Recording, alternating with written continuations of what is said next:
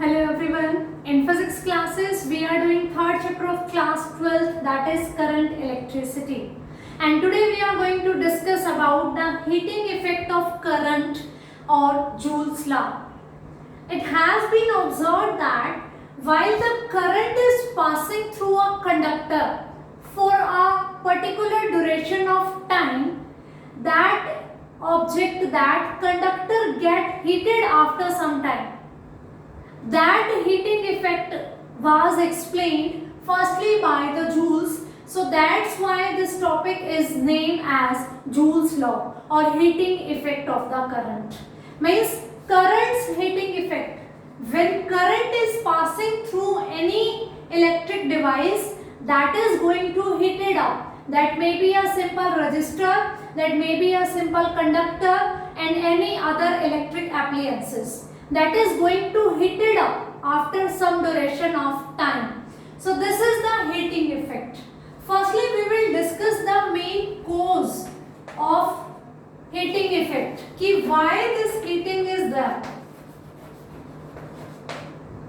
Cause of heating effect. Firstly, we will discuss ki what's the reason of this heating. Why a conductor get heat up after flowing current through it. Okay. The reason is whenever we have a conductor with us, we know it is having a number of free electrons with it, and when we are connecting it with our source of EMF, then what happens?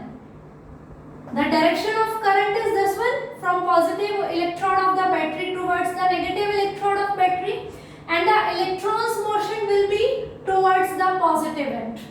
So electrons get drifted towards the positive end.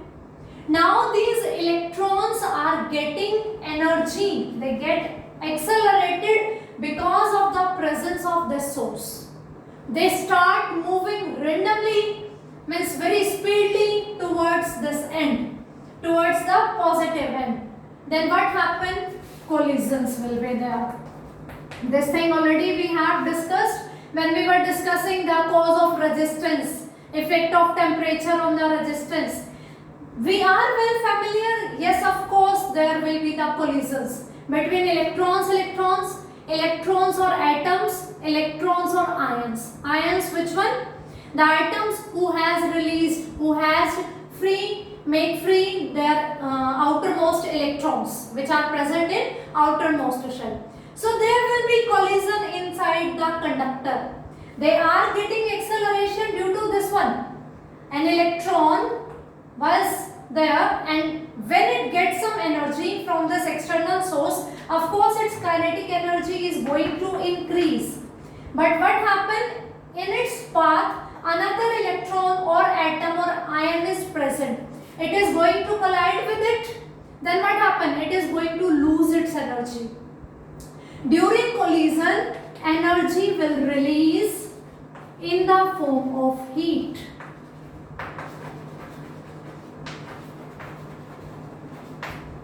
During the collision, when electrons are striking or collided with different electrons, atoms or ions, the energy is going to be released in the form of heat, because the number of electrons present inside a conductor is very large. This thing also, number density, we have discussed in the previous classes. So the main reason, the main cause of this heating effect is this collision. When we are supplying some energy through any battery or any cell to a conductor, these motion of electrons in a particular direction, it is going to be accelerated again and again with the presence of this source, and the collisions will be there. And these collisions are going to waste the energy in the form of heat. That is observed in the conductor when a current is passing through it. But it has not been observed in each and every conductor. It depends on the nature of material also. Like in our daily routine, we are using some electric appliances like electric kettle, electric iron, geyser, toaster, and you can say much more examples from your daily routine. They are having a means particular, noticeable heating effect there. So that depend on the nature of material they have connected inside the electric appliances. So this is about the cause of the heating effect. Now how much heat is going to be produced? How it is related to current and the voltage supplied, or the resistance of the given resistor, or the timings. So we are going to find out some formula for this heating effect. We know heat is a form of energy, and energy and work are equivalent. We know it very well, both are having same unit joule, both are having same dimensional formula ml2t minus 2. So they are equivalent, and heat is a form of energy. So if I talk about the formula for this heat, it is a type of work which is the maintenance of current by moving the electrons in a particular direction for a particular duration of time. So it is given by the product of potential into charge. When we were learning about the potential, we defined the potential work done per unit charge. So we can say work done is potential into charge.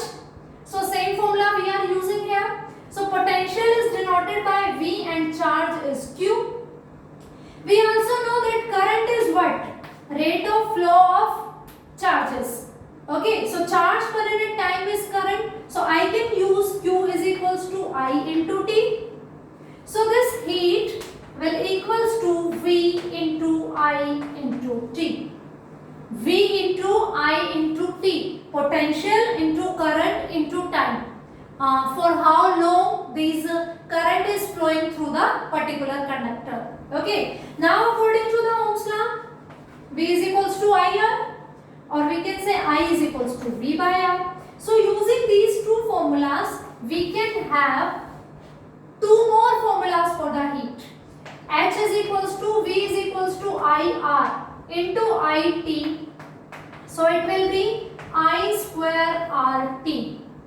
Okay, if I put the value of current, then it will be V into, current is V by R into T. So it is V square T upon R. So we get three formulas: VIT, I square RT, V square T upon R.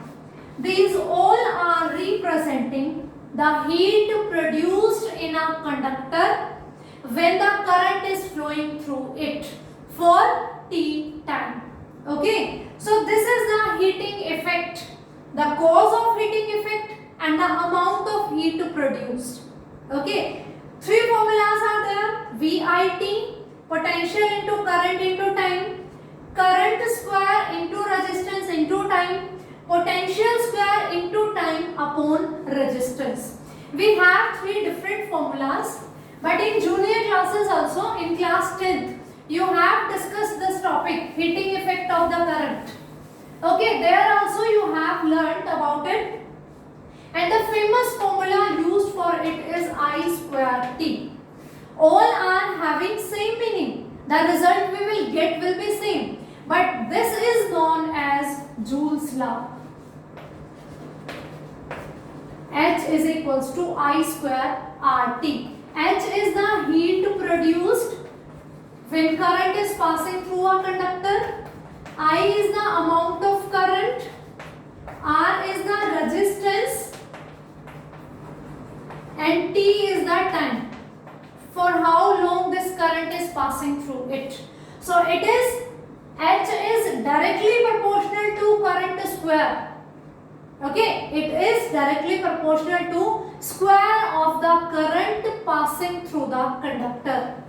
H is directly proportional to R. Means heat produced by a conductor is depending on the resistance of this conductor, and H is directly proportional to T. It depends on the duration of the time also. Directly proportional means if this factor is increasing, this is also going to increase. If this factor is decreasing, this is also going to decrease. If R is increasing, then H will also increase.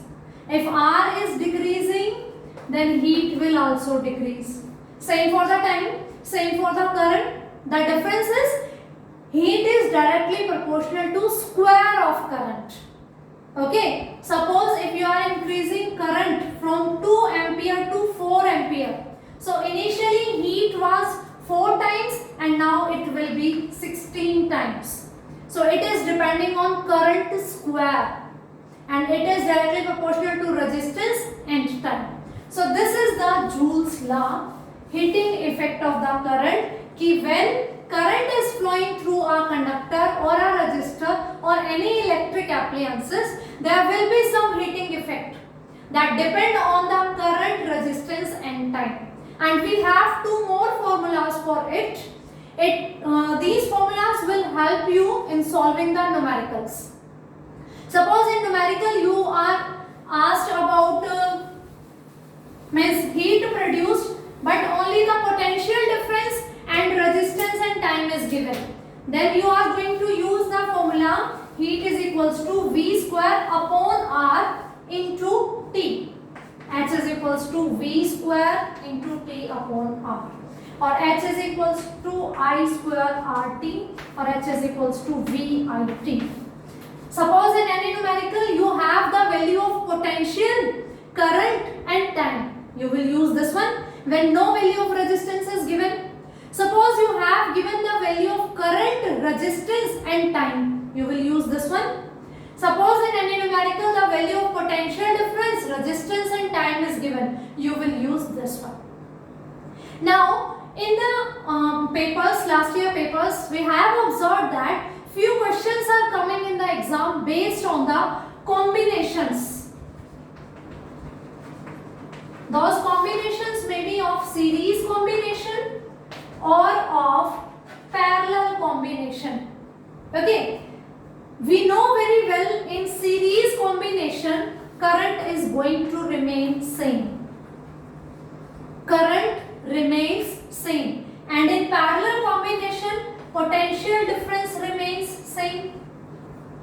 So it will be asked to you like suppose two conductors are connected in the series having resistance R1 and R2.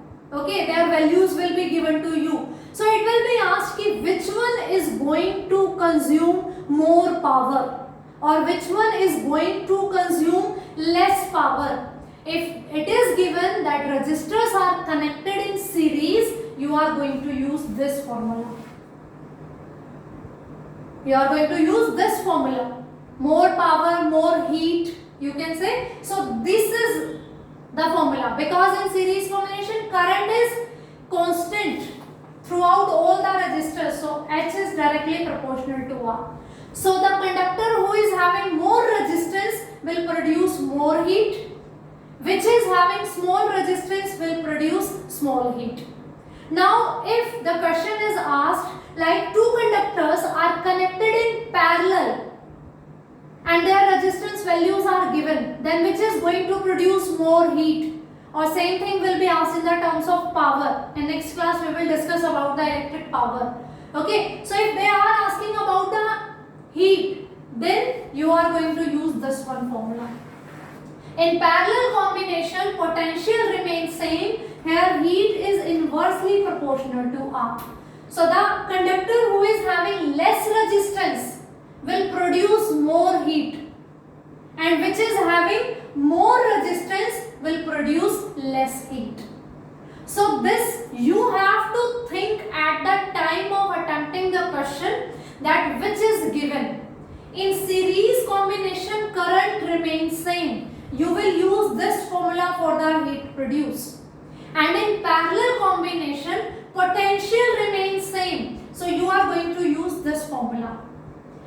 Okay, in series heat produced will directly proportional to resistance, and in parallel combination heat produces inversely proportional to resistance. So don't remember only this formula कि heat is directly proportional to R. This is the case for one resistor, for one conductor. But when you have combinations, of course then you have to use different formulas. This one for series and this one for parallel.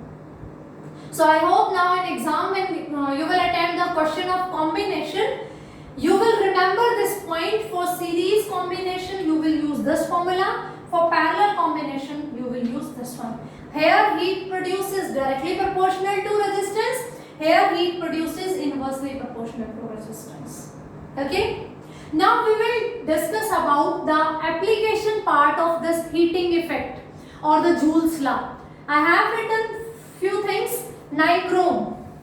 Nichrome is an alloy. It is a mixture of nickel and chromium. Why we are discussing about this nichrome? Let me tell you about its characteristics. These are high resistivity. Means its resistivity is very high. Its melting point is also very high. Means it need a high amount of temperature to melt. It can easily drawn into the wires. Means we can prepare the wire of nichrome. It can be available in the form of wires.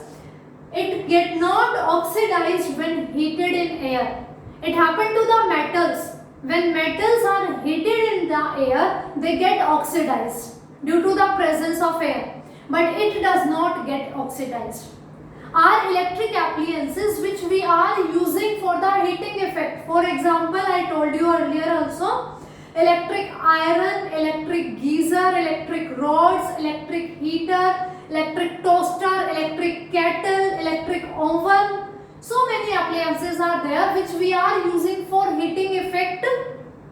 We are using nichrome there. Because of its these characteristics, we are using nichrome in them. Because it is having high resistivity, so it will have high resistance, so it will produce more heat. It is having high melting point, so that we are having our electric appliances of a long life. If it is having low melting point, it is going to be easily it get wasted, it get burnt up due to the high supply of current. So it is having high melting point. It is available in the form of wire, and it also does not get oxidized in the presence of air. So our all heating appliances are having nichrome in them. The next thing is fuse wire. This thing also we have listen at our homes. We are having fuse at our home. Why? Because somehow suddenly if there is a high supply of the current, we have a high amount of current, then it is going to save our electric circuits. It is always connected in the circuit in the series. You know, series means this is the series. Everything is connected with a single wire. If due to some high amount of current, that fuse is going to be destroyed, it get vanished. So it will break the circuit and our electric appliances they will be protected. What is fuse? It is also a mixture of tin and lead. Tin is 63% and lead is 37%. It is having low melting point. Low melting point means if the current is increasing after a particular limit value of the current, then this fuse wire is going to be melt up. And if the fuse wire is going to be melt up, the circuit is going to be break up. It is going to be connected in series and it will protect our electric circuits. It is having high resistivity but low melting point. And for nichrome, it is having high resistivity and high melting point. Fuse wire is having low melting point. This quality of low melting point is helping us to protect our electric appliances. The next thing is efficiency of any electric device.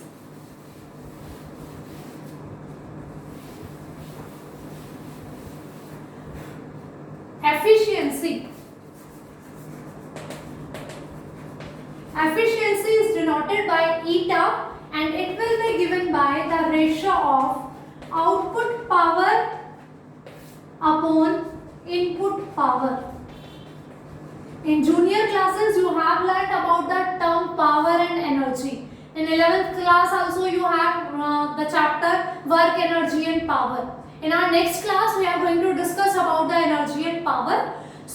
output power, any electric device, we are supplying some power to it, it is doing some work for us and we are getting some output power. So the ratio of output power to the input power is known as efficiency, and we know efficiency is always less than 1. It can never be 100%, because some amount of energy is going to be wasted in the form of heat, or in other circuits it is going to be wasted in some another form.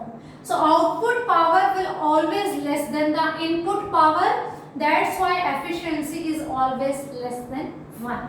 In our next class we are going to discuss about the power and energy. The next thing is bulb. This is a common life example. We all have electric bulbs. We are well familiar with it, and we have observed this thing personally. When current is passing through a wire which is connected to a bulb, that electric bulb get heated. In exam it is asked, suppose this is a wire and here we have an electric bulb. Okay, we are observing that this electric bulb get heated after some time, but the connecting wire, it does not get heated. Suppose for 30 minutes you have supplied energy to it, electric current is passing through here. In 30 minutes this electric bulb get heated, but this wire is not get heated. We are learning about the heating effect of current now. Current is passing through the wire as well as to the bulb, but bulb is get up heated and this wire does not. What's the reason? The reason is resistance. We know H is equals to I square RT. Current, both are getting same current, the wire as well as the bulb. Both are having current for the same duration of the time, for 30 minutes. So the factor left is resistance. So who is having more resistance, that will produce more heat. Who is having less resistance, that will produce less heat. Okay, this bulb's filament is made up of tungsten. Tungsten, filament of the bulb, and the connecting wires are made up of copper, and we know copper is a very good conductor of the electricity. So the resistance of copper is very less than that of resistance of tungsten. That's why heat produced in copper wires is less than the heat produced in bulb. It has been asked in the exams कि when we are supplying some current through connecting wires in a bulb, bulb get heated but wires do not. They have same amount of current is supplied for the same duration of the time. They depend, the heat produced depend on the resistance. Tungsten is having more resistance as compared to the copper. That's why heating produced in bulb is more as compared to the copper wires. These do not getting heat up and this get heat up. So this is all about the heating effect of current or Joule's law. I am telling you again, the main formula, the Joule's law is I square RT, but you will use this formula for series combination of resistances. You will get identified that numericals.